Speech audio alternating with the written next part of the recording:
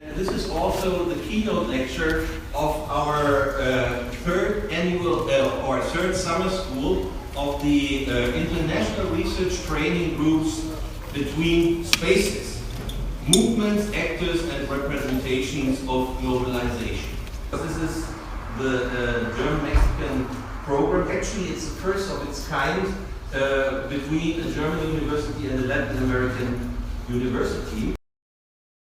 To have this kind of close cooperation between a university from Germany and institutions in Latin America. Thank you very much.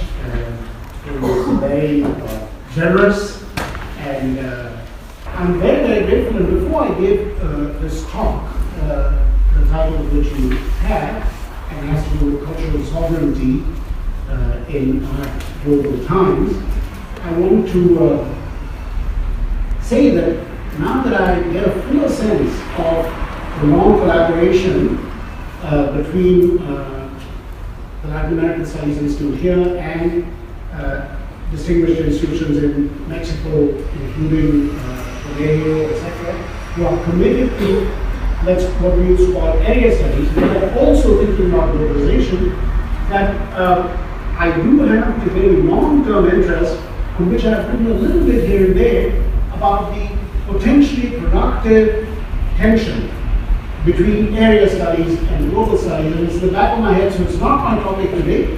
It could have been, I now realize, but last today, you must stick to the advertising, so you stick to the plan, plus I don't have that paper in front of me. But I do want to say that I'm very sympathetic to, supportive of, and continue to be committed to the idea that interest in globalization or the world or planetary issues ought not to be, either or relationship to deep knowledge of a region, its histories, its cultures, its languages, its geography, and so on. And for a while, particularly in North America, which actually mostly invented area studies, and you might say also later invented global studies, it also invented a battle between the two, which then everybody had to take a position, this is I'm more this, I'm less that, etc. But it was all a kind of battle of fictions. And my view is that these two are deeply co-productive, both for the academy and in the world, because globalization is not something above the planet. It's always somewhere, and what is abstract about it is often leads one to the impression that it is itself an abstract thing, but the truth is it lives here and there, now and then. It's always somewhere, and to understand that somewhere, there is no option but to engage very deeply with studies of regions, areas, civilizations, cultures, whatever you wish to say. So, I'm very particularly impressed and appreciative of your endeavor in that regard. So now I turn to my paper, which I'll mostly read. I'll probably summarize a few things as I go along. It's maybe a little long, there's some details in the middle, but let me launch it. So at least since the early 1990s, I have been involved in debates about the future of the nation state. In the 1990s, I took a normative position against the nation state and also predicted its demise. Subsequent history and the criticisms that I have encountered have led me to rethink my position somewhat. I now do not see that the nation state is likely to disappear anytime soon. Indeed, the number of nation states has grown and there are new aspirants to nationhood on the horizon. Still, I believe the future of the nation state is precarious and that all nation states are facing crises of one kind or another. From the point of view of sovereignty, which is the hallmark of all definitions of the nation state, there is certainly a crisis, one that is produced by a new, and this is my own small phrase, ecology of sovereignty. And my hope here is to describe this new ecology, sketch some of the factors that produced it, and raise some questions about what this new ecology portends for national sovereignty. Now I speak briefly about the classical model of national sovereignty and its components. The current global architecture of sovereignty has its direct roots in the Peace of Westphalia, so very much in this part of the world, where a variety of European actors gave birth to a non-religious and non-imperial idea of sovereignty. This event is commonly and rightly seen as marking the birth of the nation state, of the modern nation state, in the middle of the 17th century, which rests on the legal recognition of its territorial borders, one, the monopoly of legitimate violence within these borders, and the obligation to provide the basic conditions of security and livelihood to its citizens. The modern nation state is unique in the history of human affairs in that it rests on the universal and mutual recognition of internal sovereignty between each state which claims to be a nation state. The global spread of this architecture, which also spread to Asia, Africa, Latin America, and the Middle East in the course of the 19th and 20th centuries, has been accompanied by many other important processes, such as the growth of trans-regional industrial capitalism, the spread of what Benedict Anderson called print capitalism, of course, along with the fascinating discussion of the Creole administrative pilgrimages, as he called them, involving Latin America at the earlier phase, and eventually the growth of anti-imperial movements and the push for decolonization and self-determination on a worldwide basis, which also grew upon the architecture of nation state. The primary challenge that faces this architecture of sovereignty is that it rests on the idea of a single envelope, a single container, in which national identity, territorial sovereignty, and legal citizenship are contained, the single envelope. This is an ambitious and utopian idea whose fragility we are now being forced to recognize. The reasons for this crisis lie in the steady globalization of capital, with its push for open economic borders, free movement of labor and raw materials, and coordinated activities among producers and consumers on a worldwide basis. Each of these factors puts the architecture of the nation state under severe stress. And when I say the architecture of the nation state, basically what I'm saying is these envelopes, which contain all three things, which are equivalent, formal. It may be big or small, whatever, they're the same structure. That's the architecture. And it exhausts the surface of the planet. In the imaginary, there are no other things. There are nation states, they exhaust the surface of the planet. That's the architecture. The biggest symptom of this crisis of sovereignty, and this is the beginning of my principal argument, is that no modern nation state today controls what would be called its national economy. This is equally a problem for the richest and poorest of nations. The US economy is substantially in Chinese hands. The Chinese depend crucially on raw materials from Africa and Latin America, as well as other parts of Asia. Everyone depends to some extent on Middle Eastern oil.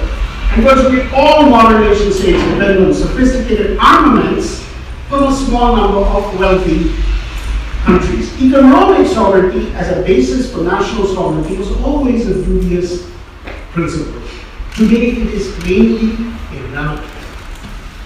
In the absence, so this is a bit of a radical argument, because I'm saying there is no national economy. No national economy in the US, no national economy in Germany, no national economy in Mexico, or Cameroon, Niger, or Sierra Leone. In this regard, they're all the same. Nobody has a national economy. Of course, the thing like it's a this is a scandalous thing, and particularly with the politicians who are leading the state, the scandalous thing is there, of course we have no national economy, but I'm saying this is the idea that it's a scandalous thing, but I think it's a scandal we must confront. In the absence of any national economy which modern states can claim to protect and develop, it is no surprise that there has been a worldwide tendency in effective states to demonstrate national sovereignty by turning towards cultural majoritarianism, ethno-nationalism, and the stifling of internal intellectual and cultural dissent. And I'll come back to this a little bit later. In other words, the loss of economic sovereignty everywhere produces a trend towards emphasizing cultural sovereignty for nation states. This move towards cultural sovereignty as the main theater for the expression of the value of the nation state has direct consequences for any unwanted or undocumented border process, especially those seeking refuge and asylum. So, again, I'll say a bit more about this later, but since a lot of things are being said about the current refugee crisis and migration, I want to say that part of what's at issue is that cultural sovereignty has become hugely important, and therefore, incoming people from other places are extremely problematic because of the loss of economic sovereignty, replacement by cultural sovereignty. Fear of outsiders who might threaten cultural purity and sovereignty is enhanced by another problem, namely the norms of legal citizenship in most modern nation states, all of which stress biological, linguistic, or ethnic markers of a documentable historical connection to those defined as full citizens. In other words, you must have that type of connection to full citizens. This is the deep meaning behind any and all modern ideas of naturalization. So we talk about naturalization. What is naturalization? Naturalization means you become, as it were, part of the same nature as the full citizens. And so this idea of naturalization as they are applied to migrants and other claimants to legal citizenship. The narrative of modern citizenship cannot envisage any claim to citizenship which is not based on assimilation to the current norms of national belonging that remain primarily cultural rather than political. Put even more simply, all refugee claims to citizenship in the lands to which they come and then they eventually wish to live are about aspiration and not about identification. So the real difference of consequence is not between humanitarian refugees and economic refugees, but rather between what we might call aspirational refugees as opposed to, as against what we will call escape refugees. All refugees, and indeed all migrants, arrive in new places because of some sort of aspiration. Whether it is to the good life in terms of livelihood or in terms of a new community in which they can be physically safe. And it's the aspiration to the good life which is what they really share with those who are already citizens of the receiving countries. The divide between economic refugees and refugees who are fleeing tyranny or discrimination is a distraction from this other reality. What is the other reality? The people who come on the good life and the people who are here on the good life. That is the share. So it's not that they don't share this and that because they don't have the same blood, their father didn't come from it, their grandfather was not from it. Fundamental point is, you here, if we are here in Berlin, let's say, full citizens, German citizens here in Berlin, want the good life in some way. So the people coming here also want the good life. That's the primary share. So all these other distinctions, I think, are worrisome distractions. National citizenship is everywhere in danger of becoming a series of lifeboats in which those already aboard are encouraged to push others back into the water simply on the grounds that there is no more room. And of course, we're hearing this all over Europe, very actively. Fortunately, in Germany, this is a contained discourse, so it's not yet mainstream. It recently was very closely defeated in the French election in which Macron won, but nobody, till the day of the election, knew what would happen. Nobody seriously claimed they were sure. Even Macron himself was not sure. So it's a very close thing in Europe, but I would say this lifeboat mentality is potentially there. And it's very obvious in some parts of Central Europe, in France, at least to the French followers, every Brexiter. So it's a big thing. Regardless of the electoral outcome, it's not disappeared. So we are happy that the French election went the way it did, that Merkel and whatever coalition surrounds her is still central in Germany. But these are fragile accomplishments because these other forces have not disappeared. The final deep problem of modern sovereignty, the sovereignty built on the architecture of nation states, is that it's simply not capable of handling the world's biggest problems, all of which are trans-regional and sometimes even transhuman in their scale. Terrorism, the illegal arms trade, human trafficking, epidemic diseases, and above all, climate, are factors which clearly do not respect national boundaries. Now, you can go to every meeting involving international organizations, UN system, UNCHR, global philanthropic organizations, they will all say this. They say, our problems are global in scope. But yeah, our problems are global in scope, but we have no global solutions. And we have no global solutions not because we don't have ideas, but because we have an architecture in which is national in nature. And all nations have interests, which are different one from the other. So everybody stands up to say our problems are global in scope, except Trump, who openly said, I don't give a damn about climate. He said, exited. Very few people do that. Most people say, yeah, of course these are global problems, and then they have to argue a national case. So this is why the UN system, for example, which I feel respect for, is always caught in inaction. Why? Because they all agree about the global problems, and then the voting time, member states vote. And each of them has some agenda about climate, about mining, about agriculture, about trade. They have their own particular agenda, which is not a planetary agenda. How can it be? The envelope is national. How can it be global? So this is a very deep issue, the problems of global. But here I want to spend a little time on what I wrote about in my most recent book, which Professor Rika was kind enough to mention, the book about derivative finance.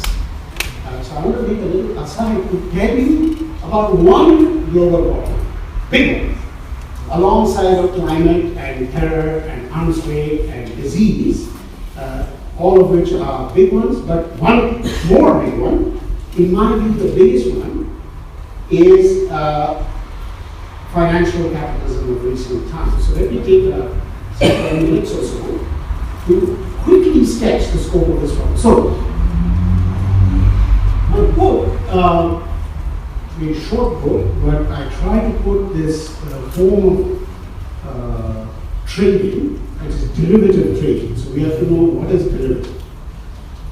So basically, the derivatives market, before I tell you very simply what I think of derivatives being, because I'm not an economist, I'm not a business school professor, but I believe we have reached the point where all of us have to understand these things, and we have to understand them technically. Not from the outside saying they're bad things, they're bad, let's walk away, jubilee, occupy, that's all great, that's all wonderful, but we have to get in and say, what is it? The same, by the way, is true with digital data, big data. We cannot just vaguely be critical. We have to us get inside and understand what these instruments are, what these technologies are, who's mediating them, how. You have to go 5 deep into the belly of the beast. And the trouble is, unlike Jonah, you may never emerge. And you're always a risk when you go inside the way of the beast. But you have to go fairly far in order to come out with a serious critique. So, derivatives, there is a global market in derivatives, these instruments, which are traded financially over the whole world, Lateinamerika, US, South Asia, very few places outside this, and all the so-called global financial cities are part of it, Straße, those cities, all in this trade. I'll give you only one numerical fact. The global market in financial derivatives, the global market, is 5 to 6 times the value of global GDP. So if you take the GDP of every country and add it up and write a number, and then put the number for the global market derivatives, it is 5 times the global GDP. I mean, that's pretty blinding, that's pretty staggering, but it's perfectly true. It's perfectly true. And it's true today, right now. Therefore, this is not a small thing, what we're talking about.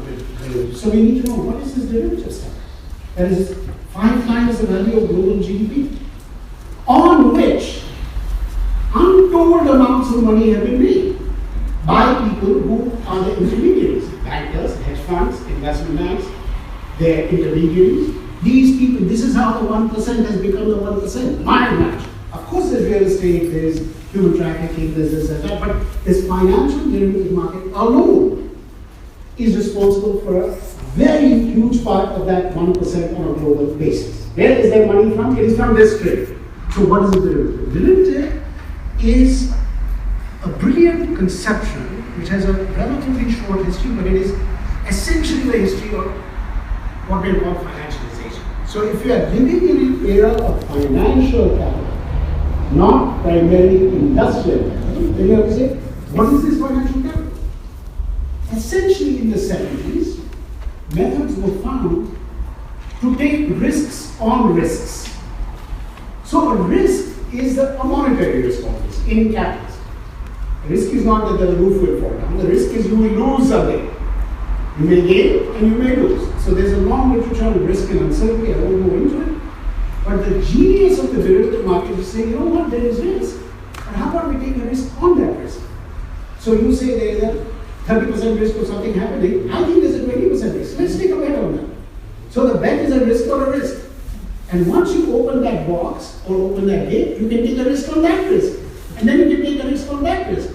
And in the end, you are 15, 20, 30 moves away from the actual commodity, say housing. So the US mortgage collapse was essentially a story of the creation of new derivatives at a very fast rate, all of which relied on the endless and indefinite appreciation of housing values, which everybody knows is ridiculous. At some point they're going to collapse.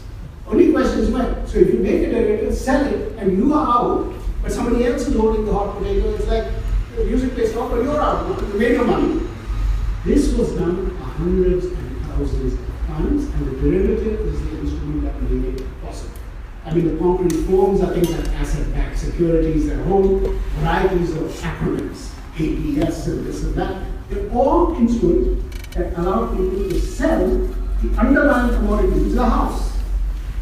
On that you have a mortgage. The mortgage is already a kind of primitive derivative. In other words, I buy the house by paying a loan for 30 years. But there's where the real financial relation begins.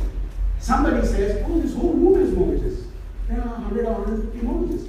You know what? We can bundle them all together. Slice them, dice them, put them in a blender, turn them around, get them re-rated, and then sell the whole lot. So the whole room's mortgages are sellable. So this has been going on in the US for 20, 30 years. And in 2007, 2008, this essential mountain of promises, which is what the derivatives market is, collapsed because housing values went up. And then the whole thing it collapsed like a house of cards. As I once called it a house of words, because this is contracts and promises about future values. But in the meanwhile, real money was made. So I want to tell you also, that it is dangerous and wrong to think of this derivative financial market as being in any way fictitious. When somebody sells this, they actually get money for that. And they buy apartments with that. And they buy yachts with that. And they buy education with that. The money is very real, there's nothing fictitious about it. So this tendency in some parts of the left to say it's fictitious capital, I'm firmly opposed. It is perfectly real. Not all of it. Because you can't measure and count and put your hands around hundreds of trillions of dollars which are in circulation. But the people who are moving that money are definitely making real money. And that real money is about the future, but it's realizing future value in the present. And the major problem of financial capital, if you can see the view of the market, is that it brings unknown future value into today's present, into today's cash. But who gets it is 1%. The real problem is, where does the money come from that the financial market plays on? It's from us. And where is it from? It's from debt. It's from loans. That is why we are all under pressure to take loans. Take housing loans, take education loans. And the US, of course, is always the leader in these matters. In the US, everybody is in debt for everything. Everyday purchases, supermarkets, everybody's paying 25 credit cards. And the housing debt that they're carrying is not even in the pocket. It's not even in the credit card. It's not credit card debt. It's not consumer debt. Health, life insurance. There's nothing which is not insured, and anything which is insured is potentially an instrument in the derivatives market. So all of life, health, education, housing, to name only three, are fully the basis of this derivative market. So it's coming from us. It's not coming from some mysterious source. And my view, to simplify things a little bit, is that we have moved since 1970. So it's a very specific date when this era begins. And it has to do with options trading and things like people like Merton and Scholes who created models so that brokers could trade looking at their screens, and they have very specific models for it. So I won't go into all that stuff, but it's there. What we now do is rather than produce social distinction, exploitation, and profit making of the most obscene quality, not by the relation of absolute and surplus value in relation to labor and the workplace and commodity production. That is what Marx was right about. Today, what we produce, which is then skimmed off by the 1%, is debt. So our labor is debt production. That is our work.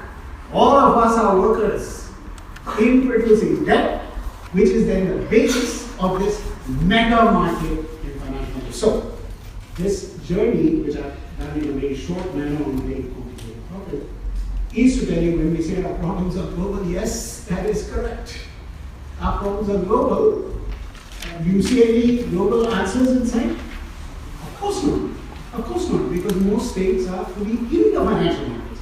Either they're in the financial markets through IMF, or this one or that one, or they're in the private market, sovereign debt.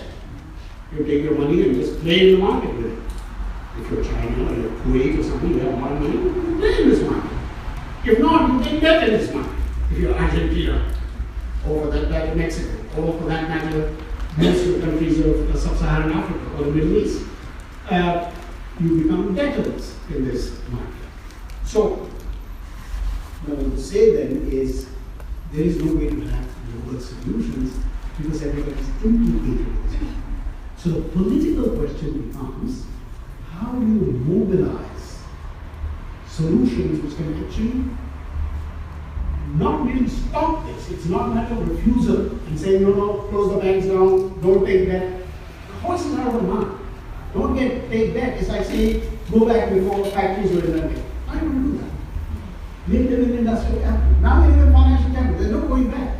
Only thing we do is seize these means of the production of debt, as Marx would say, and appropriate them for the debt producers, the workers. That's the people who are making the debt, not the people who are using the debt. There is nothing divine that says that those people are the only people who can do all this financial stuff. So my only view, which is another whole debate we have, is that such debt is not a bad thing. But appropriating it in a egalitarian and just manner is crucial. So we must take risk on risk, but we don't have to allow 1% to make all the money out of that. So let me come back to one last set of points. I have given you this example. And it is the question of governance and governance across borders, which is obviously a very, very difficult enterprise. And I want to say that I hope you will see that my notion that no nation really has a national economy. Therefore, the legitimacy of the state has to be played out in some other's field. And that other's field usually comes some kind of culture. So majoritarianism, suppression of dissent, suppression of women, suppression of minority behaviors in style, in sexuality, in fashion. These are the places where the state cracks down. So you look at India, the place that I grew up in, and which I still study, and look at Narendra Modi's policies. They are extremely friendly to globalization. He's totally neoliberal. He's right now with Trump, hanging out on the ground. He's just hugging and pressing Trump. No surprise. And I have a separate analysis in which I have tried to write about both of these global populist authoritarianisms. Trump, Modi, Erdogan, Putin, all very different in their ways, but and then there are others who I know less about, Duterte and so on. They're all of this certain ilk. Everyone is friendly to the neoliberal market, and everyone is culturally repressive at home. That is a common formation. Majoritarian, anti-dissent, anti-minority, anti-LGBT, anti-any form which is outside that kind of national normativity, which cultural normativity. Because I say the economic beast has escaped any So here we come, I think economic power is out. But any of these countries, they think it's out. They know. So, the question of governance across borders is extremely difficult, both conceptually and politically. I was very privileged last week to be on the same podium like this in Wittenberg in the context of the 500th year of Martin Luther, which is being celebrated particularly in Wittenberg, but also elsewhere in Germany.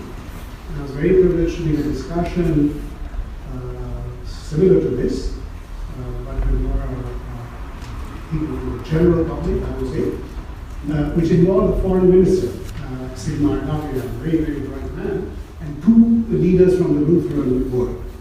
And it was on the question of justice. And it was a question of justice in relation to foreign policy. Very pointed topic, and of course in the US around here, completely used to having no such possibility of a foreign minister actually coming to a public discussion talking about justice. This is like a, impossible, unimaginable thing in many places, but in Germany it has happened and it did happen. And Sigmar Gabriel, to whom I also made some remarks in relation to this talk, which was very inspired and very, I would say, truly a practical talk, coming from a cabinet minister representing Germany, but saying how we have to tackle problems of justice, how we have to go after the Europe vision, how we cannot give in to the Brexit mentality, how we cannot give in to an anti-refugee mentality, how we cannot concede that there is a trade-off between development funds going abroad and military funding here.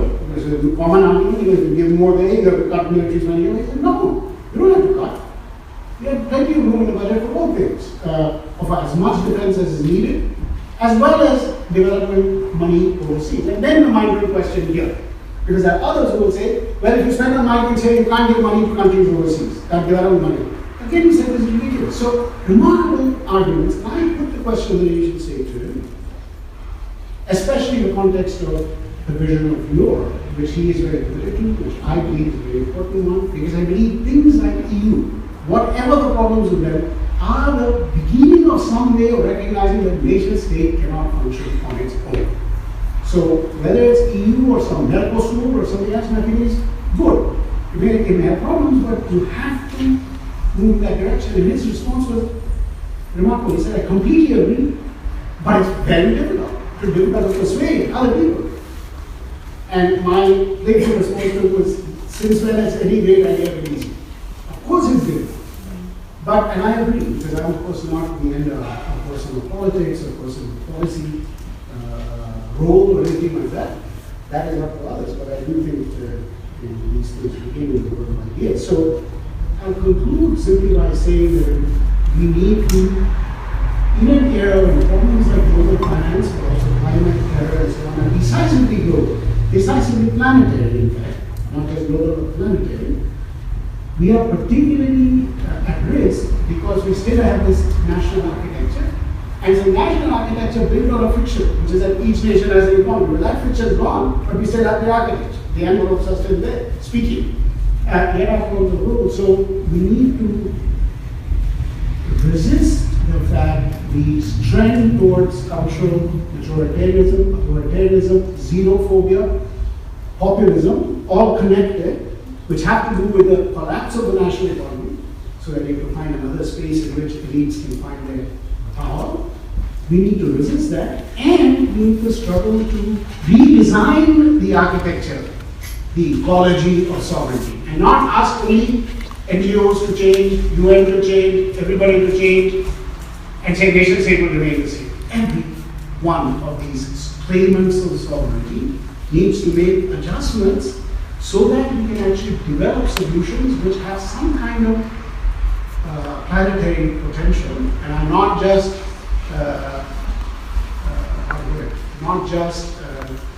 convenient compromises between everybody's national interests. That will never serve us. So that we'll stop here, and thank you very much for your attention.